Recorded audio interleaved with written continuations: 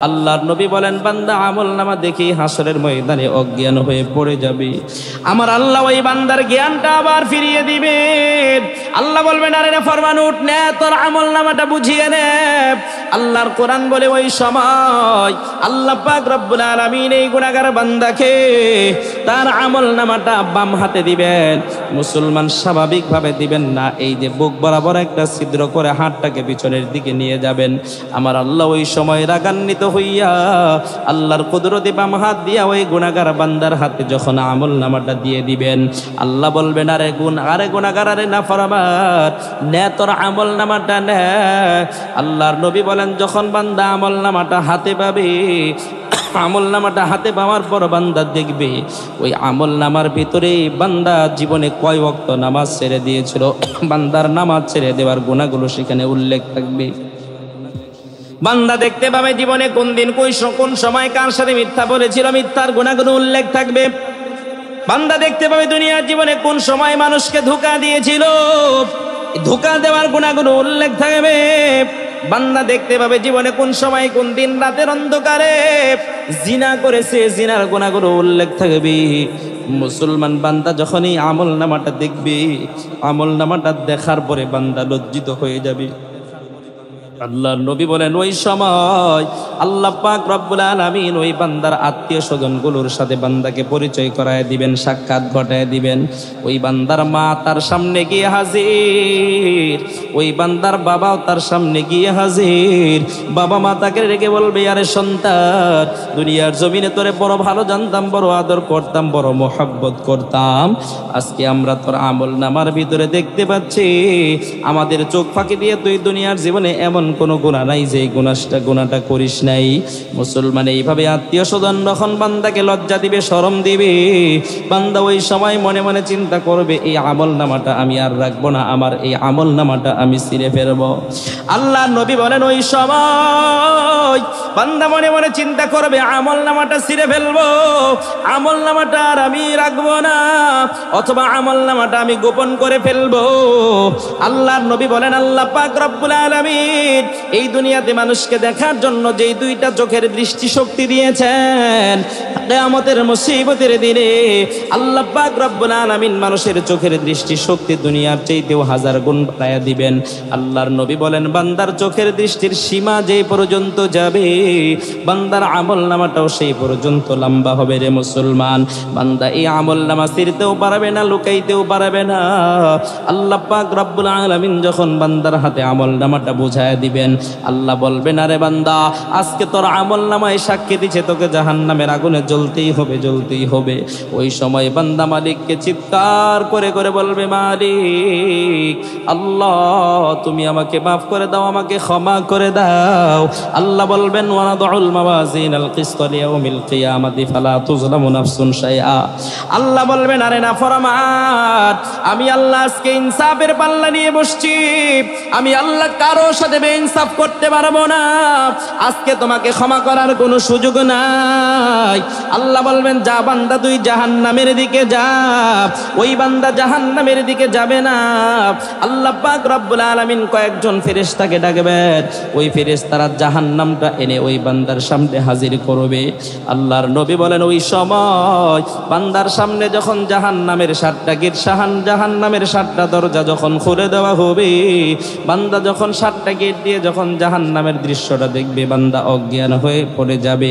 আল্লাহ পাক রব্বুল আলামিন এবার জাহান্নামে কয়েকজন ফেরেশতাকে ডেকে বলবেন, এই ফেরেশতারা জাহান্নামের আগুন দিয়ে গরম করা শ্রীকলটা এনে আমার বান্দার পা দুটিকে মজবুত করে বেঁধে দে।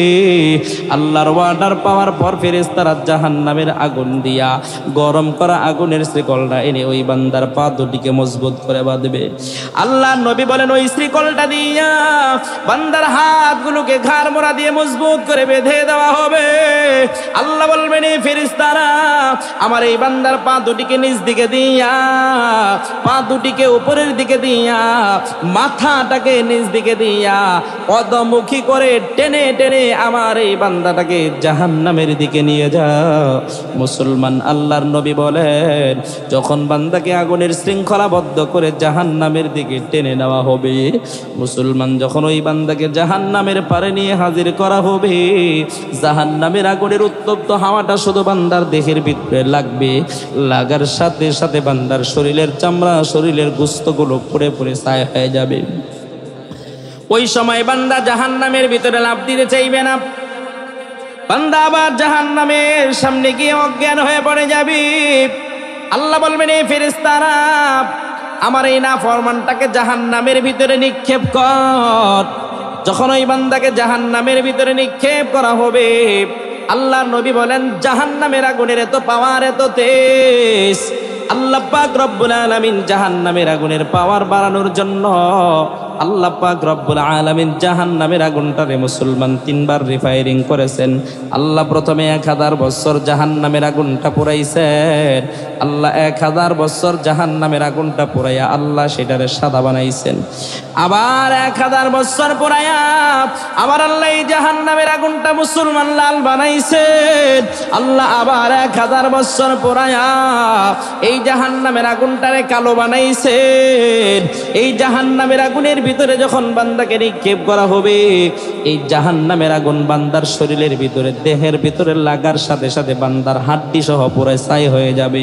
আল্লাহ পাক রব্বুল আলামিন বান্দার দেহটাকে আবার ভালো করে দিবেন। আল্লাহ দেহটাকে ভালো করে দিয়া আল্লাহ আর একদল ফেরেশতাকে ডাকবেন, এই ফেরেশতারা জাহান্নামের আগুন দিয়ে 1 বোল পানি গরম করে এনে আমার এই বান্দার মাথার ভিতরে ঢেলে দে। জাহান্নামের আগুন দিয়ে মুসলমান গরম করা পানিগুলো যখন এনে ওই বান্দার মাথায় ঢেলে দেওয়া হবে, আল্লাহর নবী বলেন এই জাহান্নামের আগুনের পানির উত্তপ্ততার কারণে বান্দার মাথার চামড়াগুলো মাথা থেকে খুলে খুলে পড়ে যাবে রে মুসলমান। শুধু তাই নয়, বান্দার মাথার তালু ভেদ করে গরম পানিগুলো বান্দার মাথার তালুর ভিতর দিয়ে মাথার ভিতরে ঢুকবে। আল্লাহর নবী বলেন এই গরম পানিগুলো বান্দার মাথার মস্তিষ্কটাকে গলায়া গলায়া কানের ছিদ্র, নাকের ছিদ্র দিয়ে বের করে দিবে। আস্তে আস্তে এই গরম পানিটা বান্দার পেটের ভিতরে ঢুকবে। আল্লাহর নবী বলেন বান্দার পেটের নারী ভিড়গুলোকে গলায়া গলায়া পিছনের রাস্তা দিয়ে বের করে দিবে।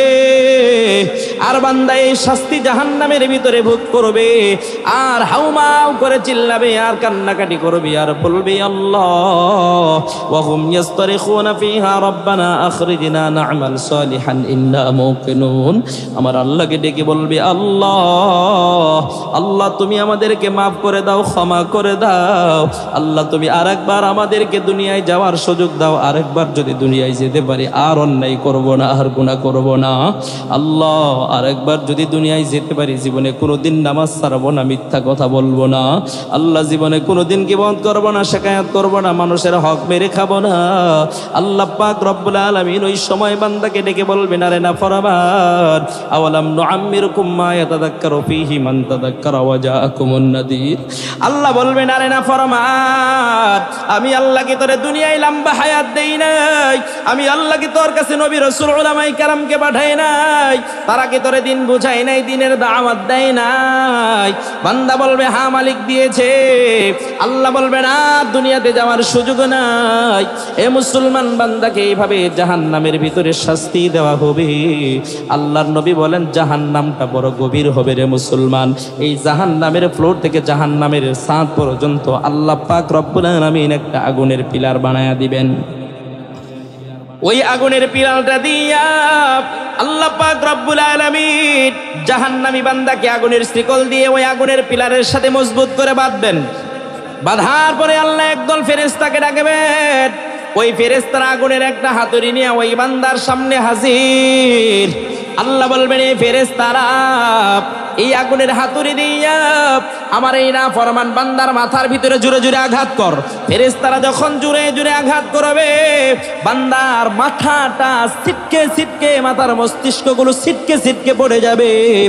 আবার এগুলোকে সংগ্রহ করা হবে, আবার বান্দার মাথাটাকে ভালো করে দেওয়া হবে, আবার বান্দার মাথার ভিতরে ওই লোহার হাতুড়ি দিয়ে আঘাত করা হবে রে মুসলমান। আল্লাহর নবী বলেন ওই হাতুড়ি দিয়া যখন বান্দার দেহের ভিতরে একটা আঘাত করা হবে, বান্দার দেহের সবগুলো অঙ্গ প্রত্যঙ্গ মুহূর্তের ভিতরে জাহান্নামের ফ্লোরের সাথে মিশে যাবে। আল্লাহ সেগুলোকে আবার জমা করে একত্রিত করে বান্দার দেহটাকে আল্লাহ পাক রব্বুল আলামিন ভালো করে দিবেন। আবার যখন ভালো করে দেওয়া হবে, বান্দাকে আবার আঘাত করা হবে, এইভাবে বান্দাকে জাহান্নামের ভিতরে বারবার শাস্তি দেওয়া হবে, বারবার মারা হবে। এ মুসলমান, এক পর্যায়ে বান্দা জাহান্নামের আগুনের ভিতরে পড়তে পড়তে যখন কয়লা হয়ে যাবে, ওই সময় বান্দা জাহান্নামের শাস্তি আর সহ্য করতে না পেরে আমার মালিক আমার আল্লাহকে ডেকে বলবে, আল্লাহ জাহান্নামের আগুনের ভিতরে পড়তে পড়তে কয়লা হয়ে গেলাম, আল্লাহ আমাদের প্রচন্ড পিপাসার যন্ত্রণায় গলাটা ফেটে যাচ্ছে, কলিজাটা শুকিয়ে গেছে, কলিজাটা ফেটে যাচ্ছে, আল্লাহ পেটের ভিতরেও বড় ক্ষুধার যন্ত্রণা আর সহ্য করতে পারি না, আল্লাহ তুমি জাহান্নামের ভিতরে একটু খাবার একটু পানীয়র ব্যবস্থা করে দাও। আল্লাহর কোরআন বলে ওই সময় বান্দাকে জাহান্নামের ভিতরে গিসলিন নামক একটা খাবারের ব্যবস্থা করে দেওয়া হবে রে মুসলমান। এই গিসলিন নামক খাবারটা কি আমার আল্লাহ পচা রক্ত আর পুষ দিয়ে বানাবেন, এগুলোকে জাহান্নামের আগুন দিয়ে গরম করে যখন বান্দাকে পান করার জন্য দেওয়া হবে, বান্দা পিপাসার যন্ত্রণা সহ্য করতে না পেরে যখন এগুলো মুখের সামনে নিবে, আল্লাহর নবী বলেন ওগুলোর ভিতর থেকে এমন একটা উত্তপ্ত হাওয়া বের হবে, এটা বান্দার চেহারার ভিতরে লাগবে, লাগার সাথে সাথে বান্দার চেহারার গোশতগুলো খসে খসে পড়ে যাবে রে মুসলমান। এ মুসলমান, এরপরে বান্দা সেই পানীয়গুলো পান করতে পারবে না। এরপরে আল্লাহ পাক রব্বুল আলামিন ওই বান্দাকে জাহান্নামের ভিতরে খাবারের জন্য যাক্কুম নামক একটা ফলের ব্যবস্থা করে দিবেন। তাফসীরের কিতাবের ভিতরে আসছে যাক্কুম এমন একটা ফল, যেই ফলের চতুর্দিক দিয়ে শুধু মুসলমান কাটা আর কাটা থাকবে। আল্লাহ পাক রব্বুল আলামিন ওই কাঁটাগুলোকে এত বিষাক্ত বানায় রাখছেন, একটা কাঁটার বিষ যদি আমার আল্লাহ দুনিয়ার জমিনে ছেড়ে দিতেন, দুনিয়ায় গাছপালা তরুলতা কিচ্ছু জন্মাতো না। এত বিষাক্ত কাঁটাযুক্ত ফল, এই ফলটা আল্লাহ পাক রব্বুল আলামিন ওই জাহান্নামী বান্দাকে খাইতে দিবেন রে মুসলমান। এবার বান্দা ক্ষুধার যন্ত্রণা সহ্য করতে না পেরে ওই ফলটা যখন বান্দা মুখের ভিতরে ঢুকাইবে, আল্লাহর নবী বলেন বান্দা ফলটা মুখের ভিতরে ঢুকায় যখন জোরে একটা চিবানি মারবে, সাথে সাথে বান্দার মুখের সবগুলো দাঁত খুলে খুলে ঠাস ঠাস করে পড়ে যাবে রে মুসলমান। বান্দা এবার ফলটা মুখ থেকে ফেলে দিতে চাইবে, পারবে না।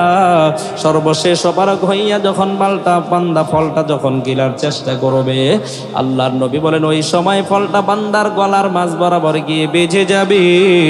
আল্লাহর নবী বলেন এই ফলটা যখন বান্দার গলার মাঝখানে গিয়ে বাজবে, আল্লাহর নবী বলেন ওই সময় ফলটা বান্দার পেটের দিকেও যাবে না, উপরের দিকেও আসবে না। ফলের যে কাঁটা থাকবে, কাঁটার ভিতরে যে বিষগুলো থাকবে, সবগুলো বিষ বান্দার গলায় ছেড়ে দেওয়া হবে। ওই সময় বান্দা চিৎকার করে পরে বলবে, আমার মালিককে ডেকে বলবে, মালিক আল্লাহ জাহান্নামের শাস্তি আর সহ্য করতে পারি না, আল্লাহ তুমি গলার ভিতর থেকে এই বিষাক্ত ফলটাকে বের করে দাও। আমার আল্লাহ বান্দার ডাক শুনবেন না, বান্দা এক পর্যায়ে চিল্লাইতে চিল্লাইতে জাহান্নামের ভিতরে অজ্ঞান হয়ে পড়ে যাবে।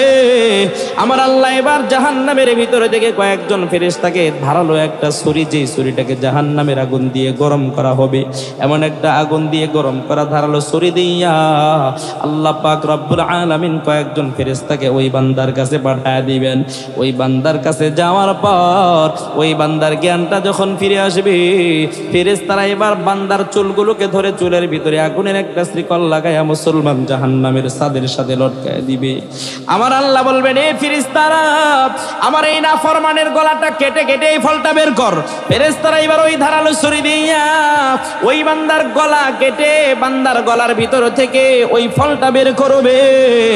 মুসলমান মুসলমান ওই সময় বান্দা জাহান্নামের ভিতরে এত জোরে জোরে চিল্লাবে, এত জোরে জোরে কানবে, কেঁদে কেঁদে বলবে ইউখাফফিফ আন্না ইয়াওমান মিনাল আযাব, আল্লাহ তুমি আমাদের থেকে জাহান্নামের শাস্তিটাকে একটু কমায়া দাও। আল্লাহ বলবেন ফাদুকু ফালান নাজিদাকুম ইল্লা আযাবা, আল্লাহ বলবেন আরে না ফরমান, এই জাহান্নামের ভিতরে শাস্তি কমানোর কোনো সুযোগ নাই, শুধু বাড়তেই থাকবে, বাড়তেই থাকবে রে মুসলমান। এ মুসলমান, একটু সংক্ষিপ্তভাবে আমি আপনাদেরকে যে জিনিসটা বোঝাতে চাই একটু বলেন তো দেখি, আল্লাহ পাক রব্বুল আলামিন যদি কিয়ামতের দিন আপনাকে আমাকে ওই জাহান্নামের ভিতরে নিক্ষেপ করেন, বলেন তো দেখি আপনি আর আমি এই জান্নাতের আগুন সহ্য করতে পারবো নাকি? জোরে বলেন, পারবো নাকি? তাহলে মুসলমান, যদি ওই জাহান্নামের আগুন সহ্য করা না যায়, যে আমলগুলো করলে জাহান্নামের আগুন থেকে মুক্তি পাওয়া যায়, আমলগুলো করা দরকার আছে না নাই? জোরে বলেন, আছে না নাই? কে কে আমলগুলো করতে রাজি আছেন? দুটি হাত তুলে আল্লাহকে দেখায় দেন, রাজি আছেন তো ইনশাআল্লাহ? হাত নামান। আল্লাহর নবী হাদিসে পাকের ভিতরে বলেন, এই দুনিয়ার জমিনে যারা তিনটা আমল করবে আল্লাহ পাক রব্বুল আলামিন তাদেরকে জাহান্নামের আগুন থেকে মুক্তি দিবেন। এই তিনটা আমলের ভিতরে এক নম্বরের আমল, আল্লাহর নবী বলেন যারা কালিমায়ে শাহাদাত পড়বে, মানে আল্লাহর একত্ববাদের স্বীকৃতি দিবে, নবীজি বলেন আমাকে যারা শেষ নবী হিসাবে মানবে, আল্লাহ পাক রব্বুল আলামিন কিয়ামতের দিন এই মানুষগুলোকে জাহান্নামের আগুন থেকে মুক্তি দিবে। নবীজি বলেন দ্বিতীয় নম্বরের আমল হলো কালিমায়ে শাহাদাত পড়ার পর আমার উম্মতের উপরে আল্লাহ পাক রব্বুল আলামিনের দেওয়া বিধান নামাজ ফরজ হয়ে যায়। নবীজি বলেন যারা 5 ওয়াক্ত নামাজ পড়বে আল্লাহ পাক রব্বুল আলামিন কিয়ামতের দিন তাদেরকে জাহান্নামের আগুন থেকে মুক্তি দিবেন। 5 ওয়াক্ত নামাজ পড়ার জন্য কে কে রাজি আছেন? দুটি হাত তুলে দেখায় দেন, রাজি নামাজ পড়বেন তো ইনশাআল্লাহ? জোরে বলেন না ইনশাআল্লাহ? আত্মামান সংক্ষিপ্ত আকারে একটু বলি, আল্লাহর নবী বলেন মান তারাকাস সালাতা মুতাআম্মিদান ফাকাদ কাফার, যারা ইচ্ছাকৃতভাবে নামাজ ছেড়ে দেয় তারা কেমন যেন কাফেরের মতো হয়ে গেল। এর মানে যদি মুসলমান নামাজ ছেড়ে দেয় তাহলে কাফেরের মাঝে আর মুসলমানের মাঝে কোনো পার্থক্য থাকে না। কথা বলেন ঠিক কিনা? যেই মুসলমান নামাজ ছেড়ে দিবে তার মাঝে আর কাফেরের মাঝে কোনো পার্থক্য নাই। আল্লাহর নবী হাদিসে পাকের ভিতরে বলেছেন যারা 5 ওয়াক্ত নামাজ সঠিকভাবে আদায় করবে আল্লাহ পাক রব্বুল আলামিন তাদেরকে 12টা পুরস্কারে ভূষিত করবেন। সুবহানাল্লাহ বলেন। নবীজি মেরাজ থেকে উম্মতের জন্য নামাজ আনছিলেন 50 ওয়াক্ত। নবীজি বলেন এরপরে আমি আল্লাহর কাছে বারবার যাওয়া আশা করে কমাইছি, তারপরে 5 ওয়াক্ত করেছি। নবীজি বলেন আমার কোন উম্মত যদি এই 5 ওয়াক্ত নামাজ সঠিকভাবে আদায় করে আল্লাহ পাক রব্বুল আলামিন আমার উম্মতের আমল নামায় 50 ওয়াক্ত নামাজের ওই সওয়াব লিখে দিবেন। সুবহানাল্লাহ বলেন। আল্লাহর কোরআন সাক্ষীরে মুসলমান, আল্লাহর কোরআন বলে ইন্নাস সালাতা তানহা আনিল ফাহশাই ওয়াল মুনকার, যারা নামাজ আদায় করবে আল্লাহ পাক রব্বুল আলামিন তাদেরকে দুনিয়ার সকল প্রকার অন্যায় কাজ থেকে বাঁচায়া দিবে। যারা নামাজ আদায় করবে তাদের অন্তরের ভিতরে আল্লাহর ভয় থাকবে, যার অন্তরের ভিতরে আল্লাহর ভয় থাকবে তার দ্বারা কোনোদিন গুনার কাজ করা সম্ভব না। কথা বলেন ঠিক কিনা? তাহলে নামাজ পড়া দরকার আছে না নাই? জোরে বলেন আছে না নাই? মুসলমান, আপনি আমি রিজিকের জন্য কত পেরেশান। দুনিয়ায় একটু রিজিকের জন্য আপনি আর আমি বিভিন্ন হারাম পন্থা অবলম্বন করে থাকি। আল্লাহর কোরআন বলে যারা নামাজ আদায় করবে আল্লাহ পাক রব্বুল আলামিন তাদের রিজিকের পেরেশানি দূর করে দিবেন। সুবহানাল্লাহ বলেন। তাহলে মুসলমান 5 ওয়াক্ত নামাজ পড়বেন তো ইনশাআল্লাহ? জোরে বলেন না ইনশাআল্লাহ? আল্লাহর নবী বলেন দ্বিতীয় নম্বরে হলো যারা জাহান্নামের আগুন থেকে বাঁচতে চায় তারা তৃতীয় নম্বরের যে আমলটা করবে সেটা হলো আল্লাহর রাস্তায় দান করবে এবং সদকা করবে। আল্লাহর নবী বলেন যারা আল্লাহর রাস্তায় দান করবে, সদকা করবে, আল্লাহ পাক রব্বুল আলামিন কিয়ামতের দিন আল্লাহর আরশের ছায়ার নিচে তাদের জায়গার ব্যবস্থা করে দিবে। এই 3টা আমল করা যাবে তো ইনশাআল্লাহ? জোরে বলেন না ইনশাআল্লাহ?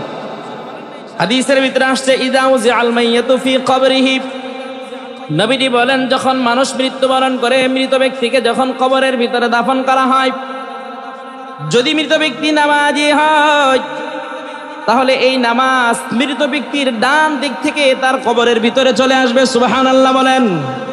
মৃত ব্যক্তিকে যখন প্রশ্ন করা হবে, সওয়াল করা হবে, ওই মৃত ব্যক্তির জবাব দিতে হবে না।